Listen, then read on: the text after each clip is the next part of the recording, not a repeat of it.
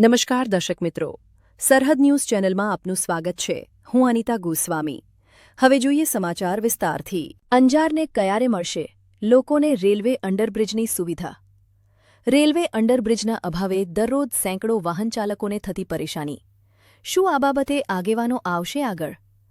અંજાર શહેર તરફથી ભચાઉ તરફ જતા અંજાર શહેરમાં બનાવવામાં આવેલ અંડરગ્રાઉન્ડ રેલવે બ્રિજનું કામ અંદાજિત 1.5 વર્ષથી ચાલુ છે.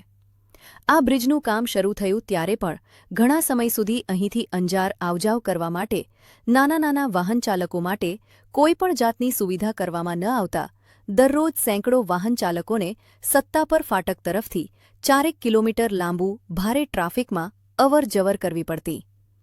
હાલે પુલનું કામ પૂરું થઈ ગયું છે, પરંતુ કોઈક ટેકનિકલ ખામીના કારણે દિવાલોમાંથી પુષ્કળ પ્રમાણમાં પાણી આવતું હોય, દિવાલોની હાલત પુલ ચાલુ થયા પહેલાં જ નબળી પડી ગઈ હોય તેવું દેખાય છે. આ લીકેજ પાણી બંધ કરવા કોન્ટ્રાક્ટર દ્વારા તનતોડ મહેનત કરવામાં આવી રહી છે, પરંતુ જોઈએ તેવી સફળતા ન મળતા બ્રિજ ચાલુ થઈ શકતો નથી. એક તરફનો રોડ નાના રિક્ષા ચાલકો આવજાવ કરી શકે તેવી પરિસ્થિતિમાં હોય. જો બ્રિજ ચાલુ કરવામાં આવે તો સેંકડો રિક્ષા ચાલકોને રાહત થશે અને ગંગાનાકા ટ્રાફિકમાંથી છુટકારો મળશે, તેવું એક જાગૃત નાગરિકે જણાવ્યું હતું. બ્યુરો રિપોર્ટ, બળદેવપુરી ગોસ્વામી, સરહદ ન્યૂઝ, કચ્છ.